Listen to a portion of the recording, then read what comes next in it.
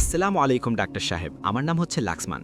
Doctor সাহেব, আপনি একবার ভারতে বা অন্য কোথাও আপনার বক্তৃতায় হিন্দু ধর্মশাস্ত্র, শ্রুতি এবং স্মৃতি সম্পর্কে বলেছিলেন। আপনি বলেছিলেন যে এর মধ্যে শ্রুতিশাস্ত্র অনুসরণ করা বেশি উত্তম, অর্থাৎ বেদ অনুসরণ করা। কিন্তু আমি শ্রীমদ্ ভগবদ্গীতা অনুসরণ করি, কারণ আমাদের বিশ্বাস অনুযায়ী ভগবান শ্রীকৃষ্ণ যখন এসেছিলেন তখন তিনি জানিয়েছিলেন যে ভগবানের শেষ গ্রন্থ হলো তার গীত, অর্থাৎ শ্রীমদ্ ভগবদ্গীতা।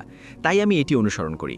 তো আপনার মতে যেমনটা আপনি বলেন যে না, বেদ অনুসরণ করা উচিত, তো আমার প্রশ্ন হলো, আপনি যেমন একজন মুসলিম হিসেবে হজরত মোহাম্মদ মুস্তফা সাল্লাল্লাহু আলাইহি ওয়াসাল্লামের শেষ কিতাব অনুসরণ করেন, যার উপর ওহী নাজিল হয়েছে এবং যা পুরো পৃথিবীর উন্মতের জন্য রহমত, আপনি কুরআন মাজিদকে অনুসরণ করেন।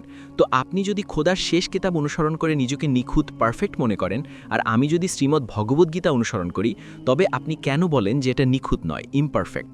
ভাই লাক্সমান খুব ভালো একটা প্রশ্ন করেছেন। তিনি বলছেন যে আমি ভারতে এক বক্তৃতায় বলেছিলাম হিন্দু ধর্মে দুই ধরনের কিতাব আছে, শ্রুতি এবং স্মৃতি।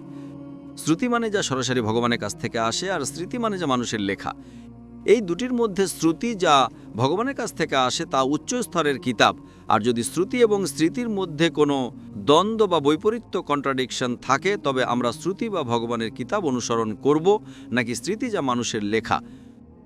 ভাই সাহেবের প্রশ্ন হলো, আমি অনুসরণ করি ভগবদ্গীতা যা শেষ কিতাব, আর আপনি অনুসরণ করেন কোরআন যা মুহাম্মদ সাল্লাল্লাহু আলাইহি ওয়াসাল্লামের শেষ কিতাব। তাহলে পার্থক্য কেন? ভাই সাহেব, আপনার একটু ভুল ধারণা আছে। কোরআন মাজিদ মুহাম্মদ সাল্লাল্লাহু আলাইহি ওয়াসাল্লামের কিতাব নয়, এটি আল্লাহর কিতাব। আল্লাহর কিতাব, সরি, একদম ঠিক, ছোট একটি ভুল, কোনো সমস্যা নেই।